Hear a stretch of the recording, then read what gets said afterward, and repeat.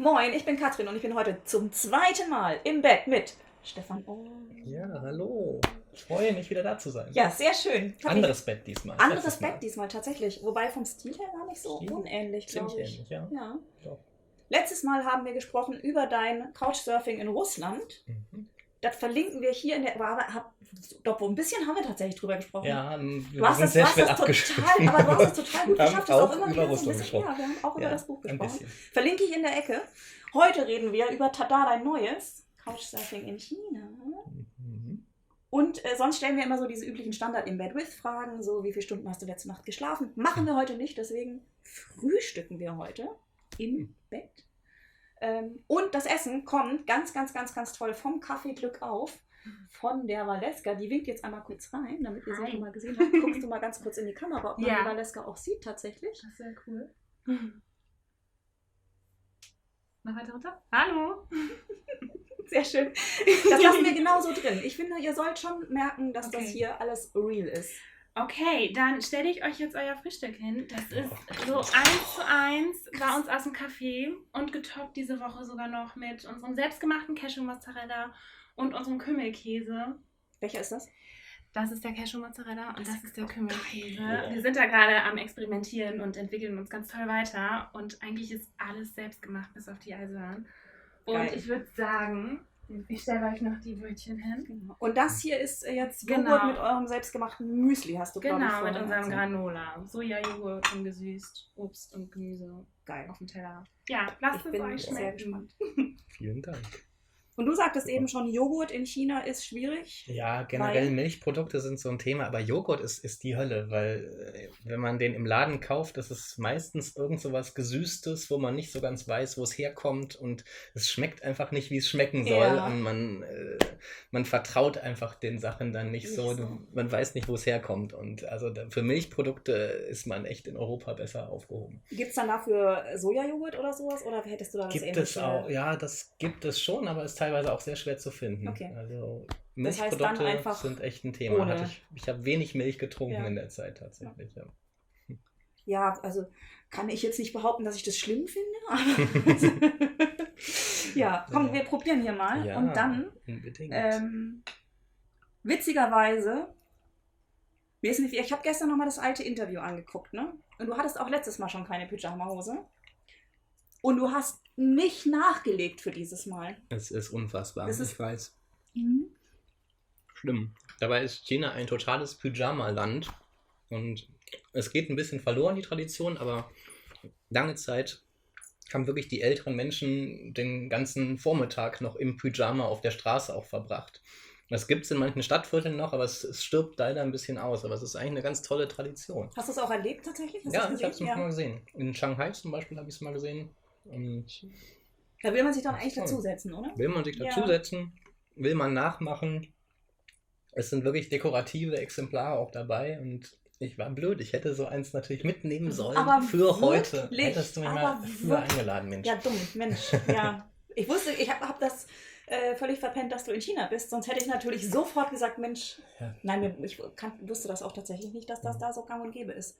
Ich Ja. finde aber, wir sollten das einfach einführen, jetzt so in Westeuropa, eigentlich überall auf der Welt. In Pyjamahose, vor der Tür sitzen, Kaffee trinken, in Pyjamahose zum Bäcker. Absolut, da freut sich dann auch die chinesische Exportindustrie drüber. Das ist doch Die haben es auch wunderbar. nötig. Also Genau. die haben auch, wie wir in deinem Buch erfahren, eigentlich echt Schwierigkeiten gerade mit Geld verdienen in der Welt. Richtig, Ne? ja.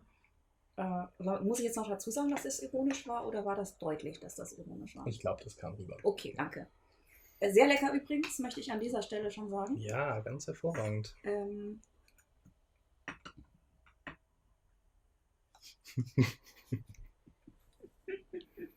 In China muss man echt lang suchen, um vegane Restaurants zu finden oder vegane Cafés. Also in manchen Großstädten gibt es das, aber es ist echt ziemlich selten. Wie ist da so die Tradition? Ist das auch der westliche Markt, der sich da reingepoppt hat? Oder ist da schon seit langem viel Fleisch Essen Immer unterwegs? Fleisch, also- China tatsächlich. Ja. Genau, es ist eher eben ein Zeichen von Armut, wenn man sich Fleisch nicht leisten kann. Mhm. Und eigentlich wird man meistens als Vegetarier zum Beispiel schon noch komisch angeguckt. Ja. Dann heißt das wie auch kein Hühnchen Mhm. oder so. Also eines Ja dieser gut, das Länder. ist hier jetzt nicht anders, muss Genau. man sagen. Ja. Ja. Ja. Okay, also schon auch Fleisch als Statussymbol, wie wir das ja hier durchaus auch Absolut, auch haben. aber auch fast zu jeder Mahlzeit tatsächlich. Also Ja. das ist schon sehr, sehr extrem, würde ich sagen. Okay. Und wüsstest du jetzt nicht, wie schwierig das ist und wie die Leute das auffassen würden, wenn du bei den Leuten sagst, ja schön, aber ich esse kein Fleisch? Ja, sie würden wahrscheinlich denken, ich mache gerade irgendeine spezielle, seltsame Art von Diät Okay. oder so. Oder Ja. es wäre einige Erklärung nötig Nötig, wahrscheinlich. Und ich hatte eine Situation, da hätte ich es natürlich sagen sollen, wo mir die Gastgeber da den Hund serviert haben. Man muss jetzt Und wirklich da der Gimmick, wär's als dann ich Stefan wirklich, geschrieben habe, du Mensch, super, wenn du angebracht kommst, machen wir gewesen. Frühstück im Bett, gibt veganes Essen, hat er gesagt, ja, das passt dann schön thematisch. Also du hast tatsächlich Hund gegessen in China. Ja, es war fürchterlich. Ich hatte einen Gastgeber, ich war ja mit Couchsurfing unterwegs, also Ja. hatte immer Gastgeber in Familien oder Privatmenschen, ganz normale Leute. Ich habe nicht in Hotels gewohnt, sondern bei den Menschen.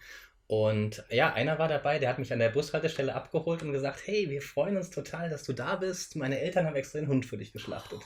Und es war also eine spezielle Ehre für mich, dass ein Festmahl für den Ehrengast Ja. sozusagen. Und da kann man natürlich dann auch nicht Nein sagen. Und dann ist China auch so eine Kultur, wo man in einer Familie dann sehr gedrängt wird, auch viel zu essen als Gast. Also man kommt da nicht irgendwie mit 2 Bissen dann weg, sondern Ja. jede Sekunde, die man nicht essend verbringt, wird schon kritisiert Ja. und als Fehler eingestuft. Also das war echt kein einfacher Abend, aber irgendwie habe ich es überlebt. Das glaube ich. Ich habe mir dann mich erinnert, dass mir eine Bekannte mal erzählt hat, dass es dieses Buch gibt, warum wir Hunde lieben, Schweine essen und Kühe anziehen. Hm. Und da fängt sie halt auch an mit so einem Gedankenexperiment. Stell dir vor, du bist irgendwo eingeladen und dann sagt man dir, das ist Hund. Und ich fand es sehr, sehr spannend, weil sie das halt psychologisch aufzieht, dass wir instinktiv sowas ja eigentlich eher nicht essen wollen. Mhm. Und wieso Gesellschaft und System uns dazu bringen, das zu ignorieren und dann trotzdem Fleisch zu essen. Das fand ich sehr, also das ist sehr, sehr spannend in diesem Buch gemacht. Also hat das bei dir nachhaltig was ausgelöst oder war das einfach nur in dem Moment halt schwierig? Es war in dem Moment schwierig, einfach psychologisch, weil ich dann auch das Gefühl hatte, wenn ich hier nicht zu Gast wäre, dann würde das Tier noch leben. Also das war eigentlich so das Hauptthema dabei. Aber ich hatte natürlich auch diese Gedanken, dass es irgendwie so ein bisschen willkürlich ist. Also wenn man sich entscheidet, Fleisch zu essen, und bei uns ist junger Hase, junges Lamm ist okay, aber anderes ist nicht okay. Also ich glaube, es ist dann schon eher die grundsätzliche Frage, ob man Fleisch isst oder nicht. Ja. Aber dann zu sagen, ein Tier ist erheblich schlimmer als andere, kann man drüber diskutieren. Aber natürlich hat man eine andere Beziehung zu Tieren, die man als Haustiere kennt. Also das schon. Die offensichtlich anerzogen ist in dem Fall, ne? Weil in China essen sie den Hund. Ja, wobei man in China halt generell, also zumindest in der älteren Generation, noch ein anderes Verhältnis zu Tieren hat. Also da ist Tierschutz bei den über 50-Jährigen, sage ich mal, kein großes Thema. Okay. Bei den jungen Leuten dagegen schon sehr Wird das stark schon- teilweise. okay, Ja, da tatsächlich. gibt es richtige Aktivisten, die Ja. sich dafür einsetzen. Oder es ist auch viel, viel üblicher, Haustiere zu haben überhaupt inzwischen. Also Gab es das so sonst nicht in China? die junge Mittelschicht, die hat total, in den Städten hat sehr oft einen Hund zum Beispiel. Okay. Ich war in einer Familie, bei einem Pärchen, die hatten 5 Katzen zu Hause. Ja. Also das ist gerade so ein Trend. Früher war das gar nicht so üblich. Oder eher als Nutztier auf dem Hof, aber nicht irgendwie als Freund und Gefährte Ist auch eine sozusagen. Industrie, muss man sagen. Ne? Kann man auch ganz viel Geld verdienen mit Haustieren. Absolut, ja. Ja? Das stimmt. Tierfutter und so ist auch am Ende des Tages auch ein Geschäft, ne? Ja, absolut. Wie viel Recherche steckst du in so ein Buch, bevor du losfährst? Also ganz intensiv habe ich so 3 Monate mit ganz viel Lesen und Recherchieren und Route planen und Gastgeber suchen und so verbracht. Aber ich war vorher schon 3-mal auch in China gewesen und hatte also schon so einen Eindruck und hatte da auch schon drüber geschrieben teilweise. Also ich musste nicht ganz bei Null anfangen zum Glück. Ja. Aber ich versuche dann immer, das nachher gar nicht so aussehen zu lassen beim Lesen, dass da auch viel Recherche drinsteckt, sozusagen, dass es einfach so lässig erzählt ist irgendwie. Aber das finde ich schon sehr wichtig, dass man sich vorher auskennt mit dem Land und dann auch weiß, worauf man achtet, was interessant sein könnte. Ja. Das heißt, du suchst dir die Orte auch ein bisschen danach aus oder das hängt schon davon ab, wo du Leute findest, die dich aufnehmen?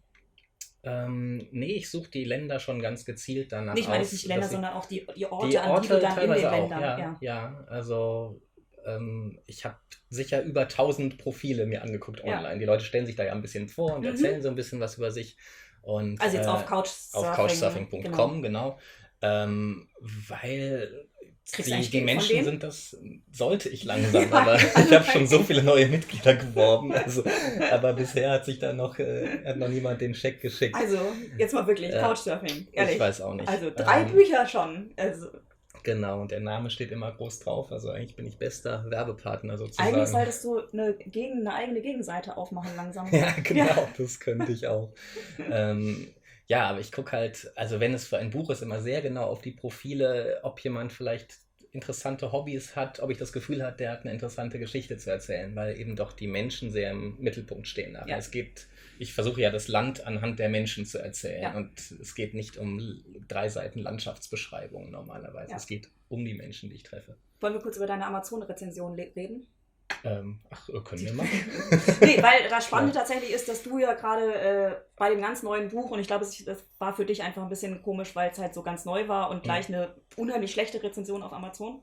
Ja, gut, eine von 8 jetzt. Ja, und tatsächlich, also geht jetzt gar nicht darum, ob man das ernst nimmt, aber ich habe das Gefühl, dass das halt jemand ist, der so eine klassischen, falls es überhaupt jemand ist, der es gelesen hat, es könnte auch einfach ein Hater sein, das halte ich nicht für ausgeschlossen. Ja, es ist eher so, weil es waren überhaupt keine Details drin Ja. in der Kritik, was er eigentlich blöd fand. Ja. Einfach so einen Stern raushauen und aber überhaupt nicht einfach nur uninteressant und langweilig stand, glaube ich, Genau. drüber, aber kein bisschen Detail. Und das ist halt irgendwie ein bisschen ärgerlich, wenn das jemand so in 3 Minuten da so hinschludert Ja. und man echt das Gefühl hat, der hat es gar nicht gelesen. Also das heißt, solltet ihr ein Amazon-Konto haben, schreibt doch einfach eine gute Rezension. Also lest es natürlich erstmal, schreibt doch einfach eine gute Rezension.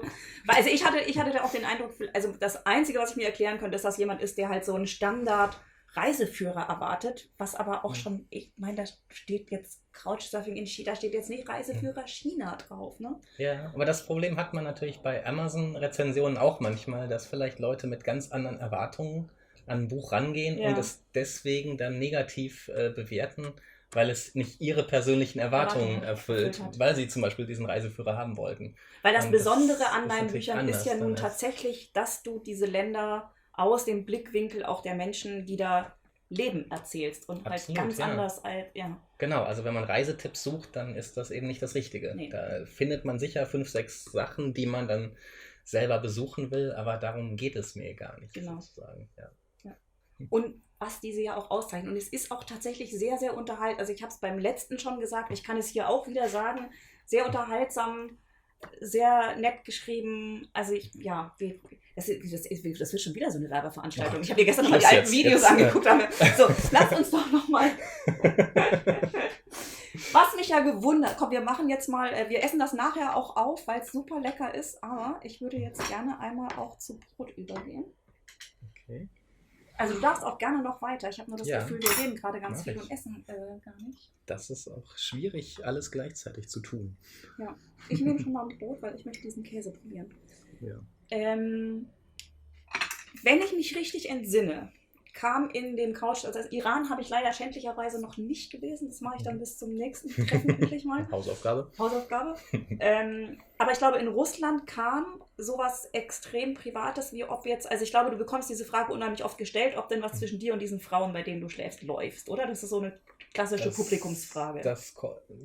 Kommt überraschend selten, aber es kommt schon mal. Ja. Ja.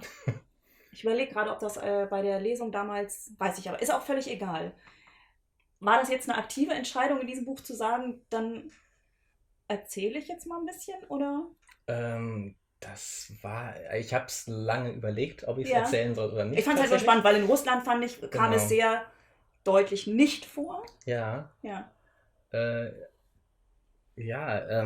Ich habe tatsächlich lange überlegt, weil es immer schwierig ist, so private Dinge auch Mhm. mit reinzunehmen in ein Buch, wenn es auch wirklich aus meiner Perspektive erzählt ist und so. Aber im Endeffekt dachte ich, diese Episode erzählt auch irgendwie viel über China und über meine Reise dort und Ja. also gehört sie da irgendwie rein. Also es war Und, nicht der hat da Verlag ihren gesagt Platz. hat, Stefan, du musst endlich Nee. mal ein bisschen mehr. Genau. Weiß sie Nee. das? Ja, das weiß sie Okay. tatsächlich. Und Weil, also sie es ist war eine Polizistin, die verheiratet mit Kind. Das fand ich halt das Brisante an der ja, Geschichte. durchaus. Also auf allen Ebenen irgendwie ein bisschen brisant. Ja, Und ja, aber sie hatte da keine große Sorge, wenn das in Deutschland veröffentlicht wird. Und ihr Name ist im Buch auch geändert, Ja. also von daher ist sie gar nicht identifizierbar. gut, aber die Stadt, in der ihr wart, stimmt die? Die stimmt, ja. Ja, also das heißt, sollte ihr Ehemann jemals irgendwie an dieses Buch kommen? Es wird ja auf Englisch erscheinen. Ja, das wäre schon Das sehr wäre schon okay. unwahrscheinlich. Ja. Also das dachte ich mir auch, dass du kann- wahrscheinlich denkst, dass das ist in China jemand... Ja. kaum nachvollziehbar Ja. mit den Informationen, die man da hat. Glaubst du, das darf in China überhaupt verkauft werden? Absolut nicht. Also ich hatte vor 2 Wochen noch eine E-Mail gehabt von einer Agentin in Taiwan, die auch der Verlag dann kontaktiert hat wegen Übersetzungen. Und sie meinte Ja. eben auch, das ist komplett unmöglich, das auf Okay. den chinesischen Markt zu Ja. bringen. Das würde den Verlag und den Autor in Gefahr bringen. So hat sie es formuliert. Und das ist natürlich erstmal ein Hammer, wenn man das dann so liest in der Mail. Ich wusste das eigentlich vorher, dass es so Ja. ist, aber das nochmal so Das nochmal so bestätigt zu deutlich, bekommen, ja. das war schon krass, ja. Hattest du denn Angst, als du da warst? Weil du beschreibst im Buch, um das mal kurz anzureißen, dass du extra im Konsulat auch verschweigst, dass du als Journalist und als Autor einreisen wirst und auch ja im Endeffekt im Land viel mehr rumgereist bist, als du hättest sollen. Genau. Hattest du da unterwegs Schiss? Immer mal wieder, klar. Ja. Also, oder immer so ein Grundschiss sozusagen Ja. auf der ganzen Reise, dass da irgendwie das Probleme geben kann, dass ich eben sozusagen recherchiere, ohne mit Journalistenvisum unterwegs zu Mhm. sein. Und Couchsurfen selber ist auch so ein bisschen halblegal. Also Okay. eigentlich muss man sich innerhalb von 24 Stunden bei der örtlichen Polizei registrieren, wenn man Okay. privat unterkommt. Und das habe ich ein paar Mal gemacht, aber meistens nicht aus praktischen Gründen, weil das auch einfach umständlich ist Deswegen ist und da nur hinzurennen, blöde wenn du für einen Nachfragen Tag bringt. da bist, ja. Genau. Und also von daher war die ganze Reise schon so ein bisschen am Rande der Legalität. Ja. Und da ist man schon ein bisschen nervös zwischendurch. Weil du ja auch beschreibst, dass das ein purer Überwachungsstaat ist und natürlich die Absolut. Gefahr, dass das dann auffällt, natürlich auch nochmal höher ist im Zweifelsfall, als wenn du jetzt inkognito durch Indonesien. Klar, also ich Weißt meine, du. der Vorteil war, während ich dort war, habe ich ja nichts veröffentlicht über China. Und Ja. deswegen, das Buch kommt Monate nach meiner Reise erst raus und dadurch kann ich da in der Zeit so Ja. ein bisschen inkognito unterwegs sein. Aber ich habe vorher halt auch schon über China geschrieben, ein paar Mhm. Artikel bei Spiegel Online zum Beispiel. Also es ist immer, man weiß immer nicht, Ja. wie fit die sind mit ihren Überwachungsmethoden und Und wie ernst meinst du das, dass du jetzt wahrscheinlich nicht mehr einreisen darfst? ich werde es nicht probieren. Ich weiß, dass ich Okay. beim nächsten Visumsantrag, also nach der Frechheit da drin, dass ich das auch noch Ja. erzählt habe, wie dieses Ja. Gespräch im Hamburger Konsulat ablief. Also nee, ich Ja. glaube, das Probierst du gar nicht mehr. probiere ich gar nicht mehr. Nee. Würdest du denn sagen, weil also du bist ja auch durchaus kritisch dem Land gegenüber, Hm. sollte man da eigentlich hinfahren und sein Geld da lassen? Ich finde, man sollte unbedingt hinfahren. Das bisschen Geld, was man da lässt, das macht keinen Macht aber Unterschied. keinen Unterschied mehr bei dem, was die bei der Ja. Zahl an Touristen, die auch aus Deutschland kommen. Aber ich finde, es ist eigentlich eines der interessantesten Reiseländer überhaupt Ja. gerade, weil man, wenn man aber nicht ein touristisches, schönes Urlaubserlebnis erwartet. Also Okay. es ist Kann man aber keine wahrscheinlich auch. Entspannung. Kann man auch, aber schwieriger. Da würde ich Okay, 20 nee, dann andere Länder mehr empfehlen. Ja. Also wenn man einfach Erholung sucht und einen schönen Strandurlaub oder einfach mal die Seele baumeln lassen, dafür ist China einfach überhaupt kein Nee. Reiseziel. Ja. Aber um zu sehen, was da gerade passiert und um Ja. mitzukriegen, in welchem Tempo sich all die Dinge ändern, was da für eine Entwicklung stattfindet, was uns vielleicht auch in der Zukunft noch so blüht, also dafür ist es Ja. wahnsinnig lohnend. Man kriegt diesen Eindruck nur vor Ort. Man kann es von hier aus, nur aus Zeitungsberichten, sich echt nicht vorstellen, was da gerade passiert.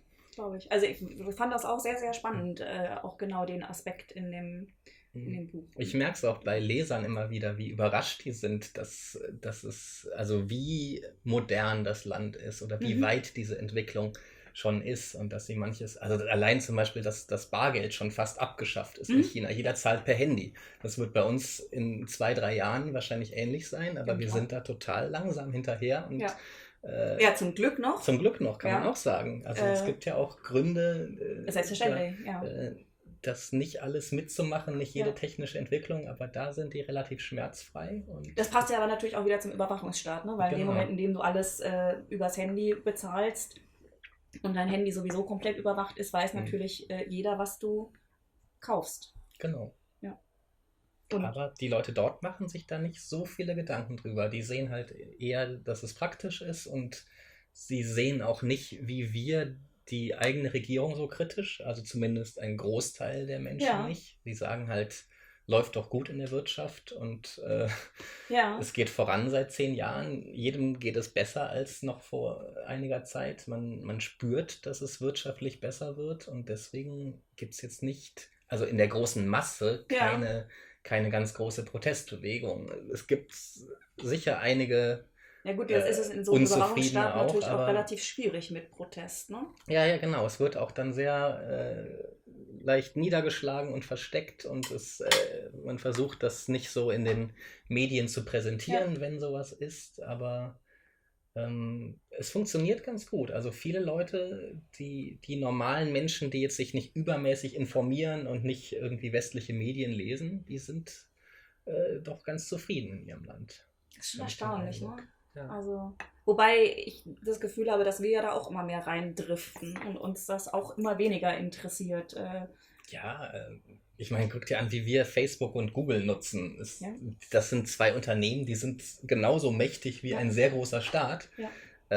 Und da es aber einfach praktisch ist, allein zur Geburtstagserinnerung von Freunden Ja. oder wie auch immer, bleiben wir da dran und würden jetzt, der Nutzen ist einfach zu groß im Vergleich zu den Ängsten, die man damit hat. Genau. Und dass man ab und zu dann Werbung kriegt, weil man gestern einen Flug nach Mallorca buchen wollte, das nimmt man halt in Kauf. Und Ja. das nervt ein bisschen, aber mehr auch nicht. Ja, wenn es nur die Werbung wäre. Genau, viel das ist das Schlimmere ist ja, was Offensichtliche. hinten raus mit den Genau, Daten passiert. Genau, Ja. das ist das Offensichtliche, was man schon spürt, aber Ja. solange man nicht direkt Konsequenzen bemerkt, hat man eben da, macht das einem nicht so viel aus. Ja. glaub ich. Ja, und die Frage, die du ja auch aufwirfst, irgendwie mit immer mehr Überwachungskameras, wo ist der Nutzen, Nachteil, ne? Also Mhm. der eine Ort, welcher Ort ist das, in dem du sagst, der eigentlich wirklich flächendeckend überwacht ist, in dem dann dafür halt die Kriminalitätsrate auch gen Null geht? Also Shenzhen ist so ein Beispiel Ja. im Süden, eine 12 Millionen Einwohnerstadt, die hier kaum jemand kennt, aber die sich auch wahnsinnig entwickelt hat in den letzten Ja. 40 Jahren von 30.000 auf 12 Millionen Einwohner. In wie vielen das Jahren? sind 40 Jahre.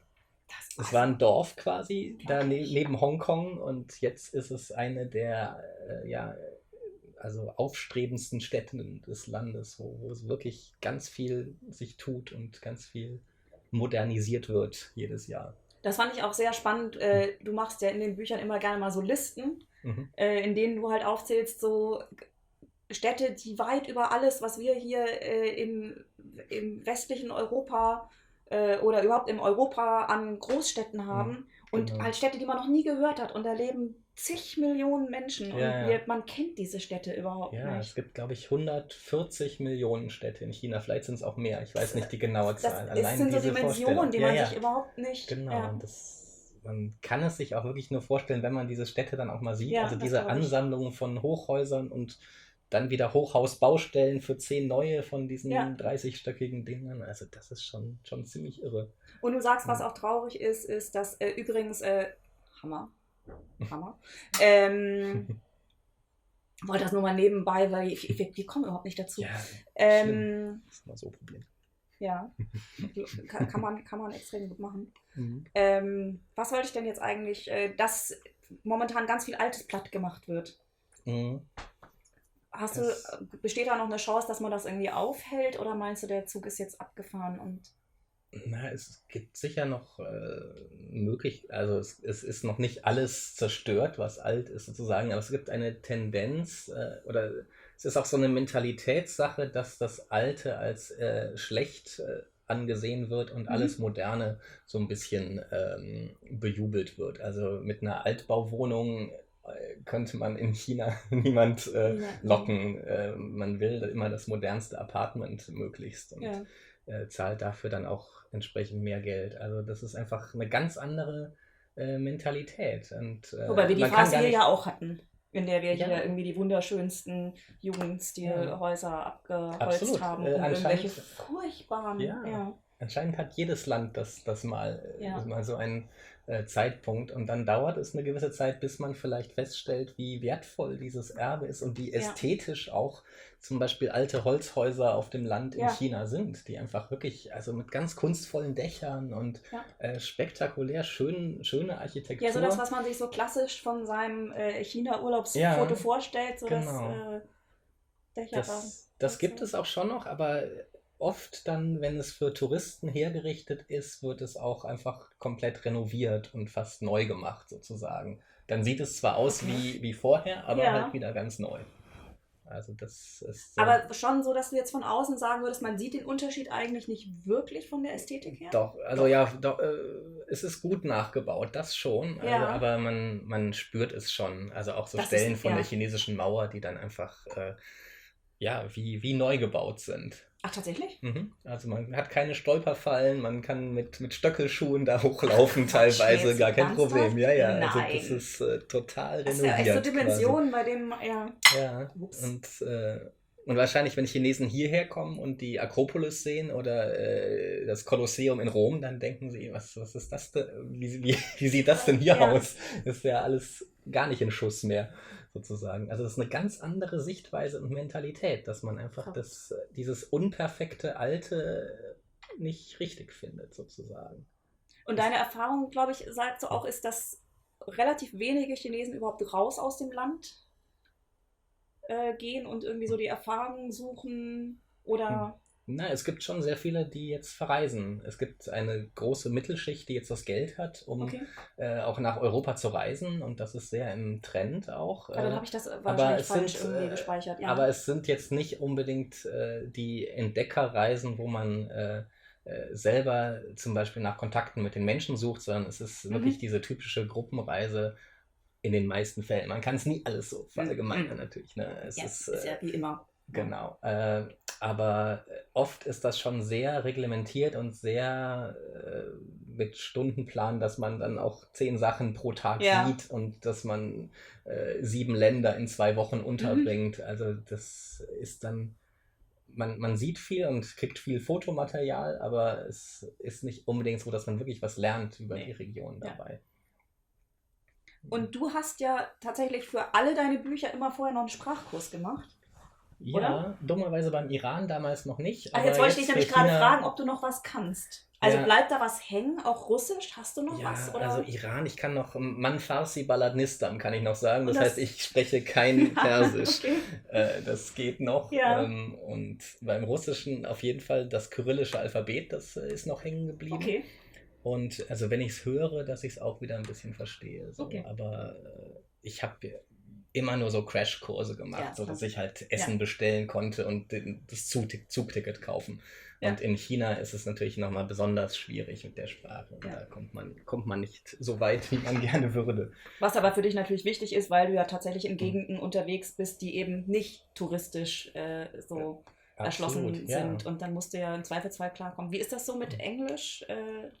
Also mit den Couchsurfing-Gastgebern ging es gut. Das war gar kein... Die konnten eigentlich alle ganz gut Englisch und haben manchmal sogar als Übersetzer ausgeholfen. Also das ging dann überraschend gut. Und auf dem Land muss man halt mit Händen und Füßen und mit Übersetzungsprogrammen im Handy dann arbeiten. Die sind teilweise eben aber auch schon super. Also dass man mit Spracheingabe zum Beispiel übersetzen kann, dass dann gesprochen das auf Chinesisch rauskommt und so. Also das ist schon ziemlich weit und man kann mit Improvisation doch einiges dann hinkriegen. Ja. Was das mittlerweile schon so. Aber da haben wir letztes Mal witzigerweise auch drüber gesprochen.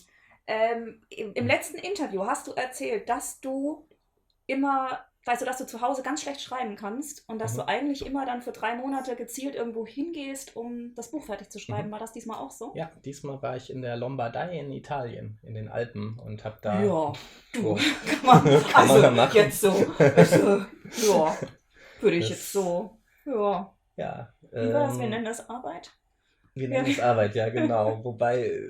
Es ist dann auch wirklich Arbeit. Es ist tatsächlich so so ein Riesenprojekt, was man da vor sich hat. Also diese 250 Ja. Seiten, die man irgendwie schaffen muss aus dem Material, was man hat, das Beste zusammenkriegen. Und ich habe dann eine Deadline und weiß auch, wann es fertig sein muss. Und da ist leider dann doch immer so ein Grundstress schon da, dass ich nicht jeden Tag vom Balkon gucke und die Landschaft genieße und nur wandern gehe. Also das Aber ist dann machst schon du recht zwischendrin stark. schon Das mache auch. ich schon, ja. Ja. Und gerade das Rauskommen, also joggen gehen Ja. da in den Bergen und so, das war total wichtig für die kreative Arbeit auch. Machst du das auch, wenn du unterwegs bist? Also hast du irgendwie so ein Sportprogramm, dass du guckst, dass du unterwegs irgendwas... Leider zu wenig. Also Ja. ich würde es gern mehr machen, aber das bleibt immer so ein bisschen auf der Strecke. So, es ist uns eben tatsächlich die Speicherkarte alle gegangen. Wir waren hängen geblieben bei Sport, kommt ein bisschen zu kurz unterwegs. Absolut, ja. Genau. Das ist einfach total schwer, das aufrechtzuerhalten. Mit Wandern geht es einigermaßen, aber Ja. Joggen gehen schaffe ich zum Beispiel selten auf Reisen. Aber du hast Sachen dabei, tatsächlich? Nee, Joggensachen Ich auch wollte nicht. gerade Ich sagen, reise weil auch das mit würde ja- relativ leichten Genau. Gepäck. Also diesmal hatte ich, glaube ich, 12 Kilo im eingecheckten Rucksack für diese 3 Monate. Also ich versuche das schon Ja. sehr, sehr leicht zu Ja. halten. Hast du auch das Gefühl, dass du von Reise zu Reise effektiver wirst, mit was du mitnimmst? Ja, Ja. ich jedes Mal 500 Gramm wieder Viel gespart weniger, sozusagen. das- Ja, kann ich mir genau. vorstellen. Man lernt immer dazu und wird effizienter. Ich hatte jetzt zum Beispiel auch keinen kleinen Laptop mehr dabei, sondern so eine Bluetooth-Tastatur, die 70 Gramm wiegt, die ich dann mit dem Handy betrieben habe. Jetzt Das heißt, wird- ich das habe heißt dann auch kein Pad und nichts? Nee, kein Pad und ich habe dann ins Handy geschrieben sozusagen, meine Verrückt. Notizen. Ja, mit Das heißt, du dieser hast auch ein Tastatur. Handy mit unendlich Speicher. Gut, für den Text braucht man nicht viel Speicher, Das das, stimmt ist kein eigentlich. Problem. Ja, Ja. das geht endlos. Ach, verrückt. Ja. So, wir kommen jetzt zu unserem letzten Gang. Ja, Gott. und passend zum Sport haben wir euch unsere besten Torten mitgebracht. Ihr habt einmal unsere Mega. imperiale Schokotorte mit 5-fach Schokolade mitbekommen und unsere Mango-Schnute mit Sauerkirschen obendrauf. Und wir hoffen, euch schmeckt das. Ah, Das Boah, ist ich- euch ich- was. Also, ja. da stand Schoko. Schoko. Imperial klingt so chinesisch Ja, eigentlich. natürlich. So kaiserlich Also, ich- Hast du chinesisch. extra für heute ausgesucht, oder? Ja, ihr werdet auf jeden Fall merken, warum sie imperial ist. Okay. Ja, Wow. genau. Dankeschön. Sehr schön, danke dir. So, ich darf mal jetzt auch wirklich einmal hier vor laufender Kamera Ich teste nochmal die ein andere. Kuchengesicht.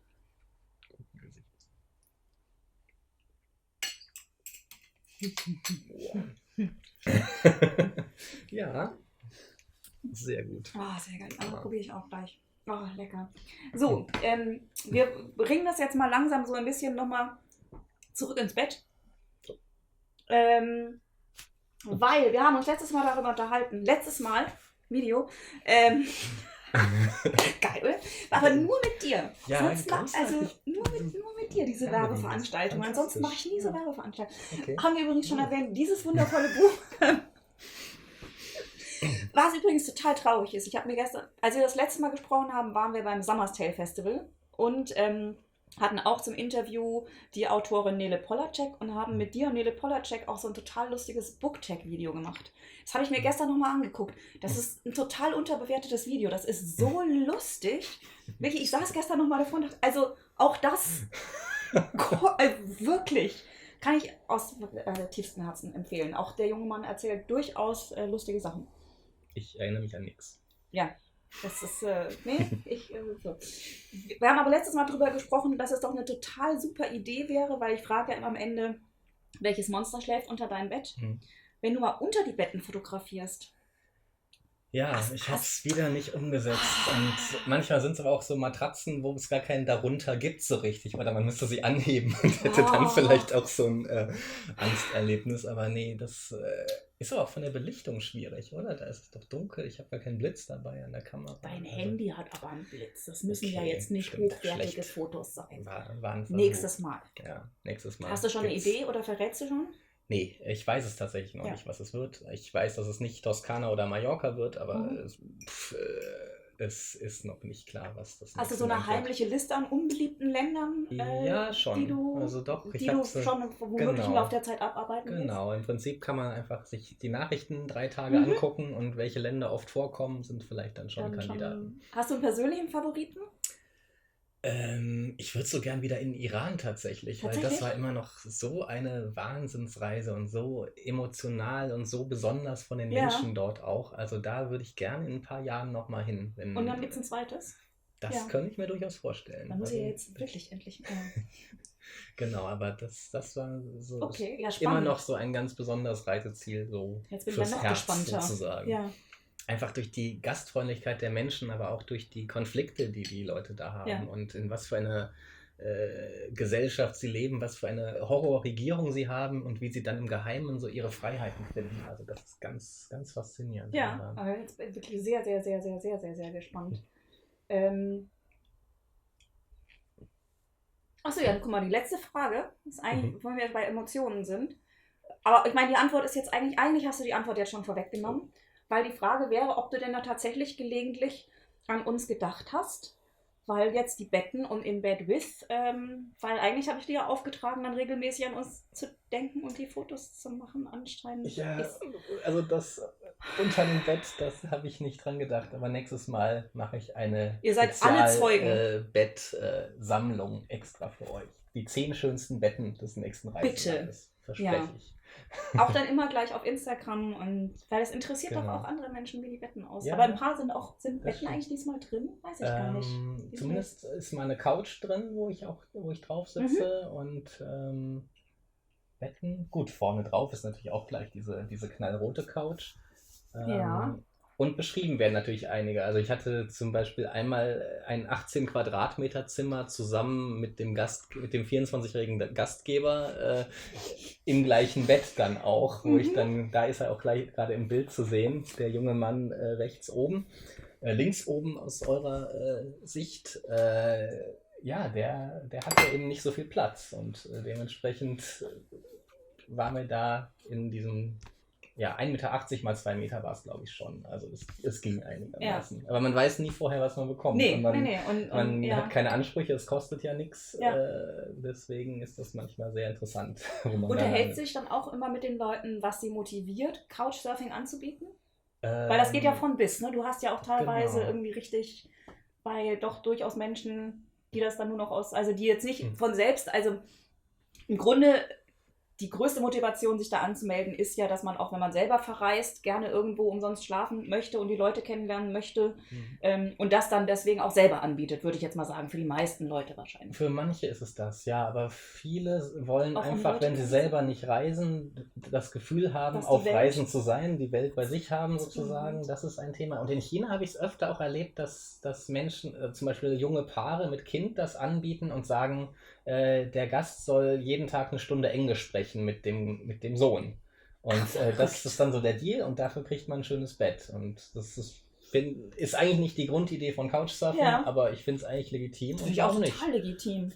Und dann ist das doch ein guter Deal für beide Seiten, weil Englischlehrer zu kriegen, so ein Privatlehrer für 1 Stunde ist ja wunderbar für die Familie dann. Das ist ein total super Deal, finde ich. Genau. Du erzählst auch, dass du also eigentlich fast überall gebraucht worden bist als Englischlehrer. Ja, also wo auch immer Schulen in der Nähe waren. Genau. Ja, was aber eine ganz tolle Erfahrung ist, das dann einfach vor so oder? eine junge Klasse gestellt zu werden, ein bisschen was auf Englisch erzählen und die Kinder stellen wahnsinnig viele Fragen und sind total interessiert und also wenn es im Dorf passiert, ist man wirklich dann auch noch ein sehr exotischer Anblick da tatsächlich. Man fühlt sich wie ein Rockstar. Das ist schon verrückt. Ja, dann würde ich mal an dieser Stelle sagen, vielen, vielen Dank, dass du wieder vorbeigekommen bist. Ja, danke dir. Vielen, vielen Dank für das Essen. Wir werden auch gleich noch ein ganz kurzes Video mit Valeska machen, in dem wir mal kurz mit Valeska sprechen, warum es von denen so tolles Essen gibt. Das sollt ihr natürlich dann bitte auch angucken. Und für uns zwei heißt es in diesem Moment, würde ich mal sagen, tschüss da draußen und danke fürs Zugucken. Dankeschön, ciao. Moin, ich bin Katrin und ich bin heute mit Stefan Ort. Hallo. Wir sind gerade auf dem Summer's Tale Festival und da hast du gestern gelesen aus deinem ganz aktuellen, frischen Buch Couchsurfing in Russland. Genau.